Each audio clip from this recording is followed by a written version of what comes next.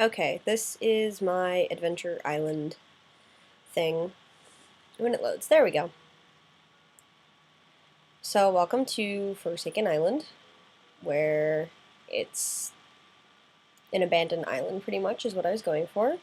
This is where you start off, it's your little campsite. Then, around the island, there is a brown dirt path, or mud as the texture is, and it takes you to all of the major highlights of the island. So first thing we will do is we are going to go We're going to go to the left at this fork in the road. Um, I want it to look like it was just basically just an overgrown island kind of feel.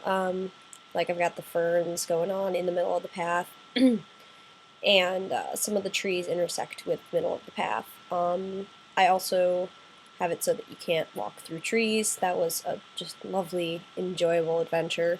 Trying to get that going. So one of the first things, if when you take the path to the left, what it leads you to is this little village over here, and basically my point of the game is I want to have like collectibles, and like you come to the village and there's going to be two things to get, and there's a couple buildings. Like there's this little one over here. It's got a little staircase that goes up to the top, and it's supposed to just look like a destroyed town. And like here's a little house you can go in. Like I would have something sitting on one of these boxes or over here on this barrel. Um, and yes, there's music playing in the background. I didn't want it to be too loud because it's an old music theory project from when I was still a music major. Um, so it's not that great. Uh, in this little destroyed house type thing, I could have another collectible right in here. Whoop, walked inside of this little. You can't see the tarp on one side for some reason. I don't know why, but there's a little tarp there. This it overlooks the town is on a sheer cliff. It overlooks some pointy rocks and the ocean that I have going on here. You can also see the volcano off in the distance over there. So we're gonna head back to.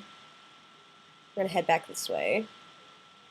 Um, I I wanted to make my island pretty big so that it wouldn't take too long to explore.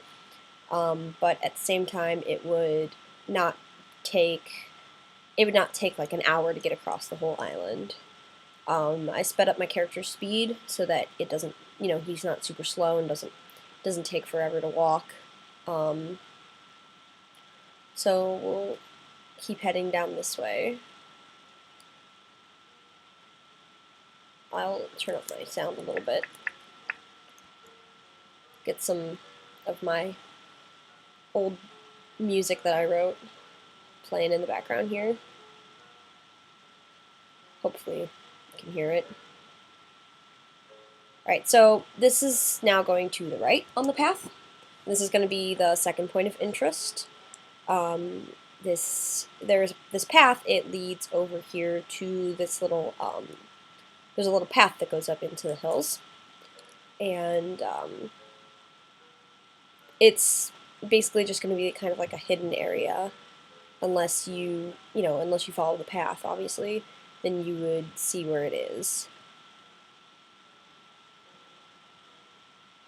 Um, so hills basically just to keep it looking like a rugged terrain. Then you come around this corner, and there's another slight hill down, and there's just a little dock with a boat.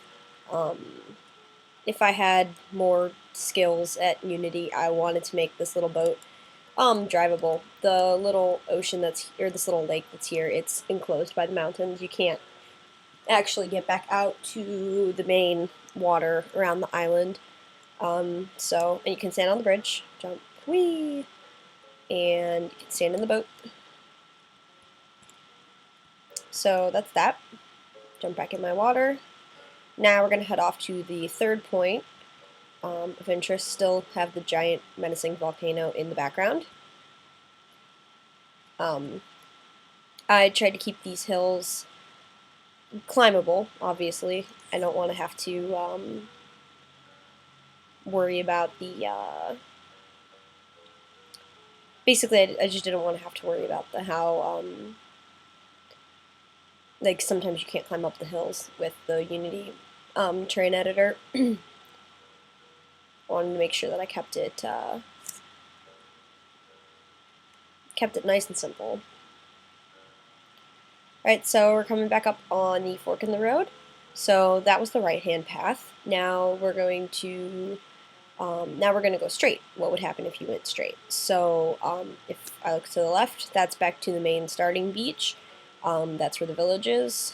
There's the straightaway path, and the path to the mountainside lake thing is over there. So we'll head in here.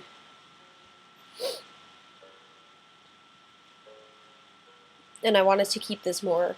This is about the middle of the island here, so that's why there's heavy forest type area, lots of ferns. I want it to look just like a really dense jungle forest type thing. I still kept the path pretty clear because I wanted you to be able to find the path. Like if you wandered off of it, I wanted the player to be able to find their way back.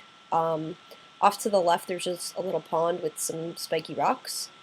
I believe I can walk over there. I don't think I made too many trees. Made it so that you can walk over here if you want to look. It's just a lake with some spiky rocks. That's all it is. So we'll head back over here to the path. And again, like I mentioned before, I wanted to make sure that you could find the path right away. I had the path a lot lighter before, but that proved to be not very effective because it was very hard to find the main path, and if you can't find the main path, it's very hard to find your way around the island. And now we're at the third point, which is the beach, and this would be like the final objective area. Like things to collect, you'd be like collecting a gas can, and then maybe like like a rope to start an engine.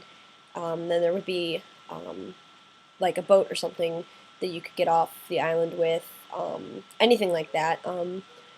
I put this beach right next to the volcano, so you get over here. What I might have done is like had a timer. You would only have like 20 minutes to get off of the island or something, and before the volcano erupts and destroys the island or something like that. I have another small little island over there. Could be a smaller volcano if I wanted it to be. I got a nice floating tree on that mountain for some reason. But so yeah, this is my Forsaken Island. So yeah, that's end of the tour. Thanks for watching.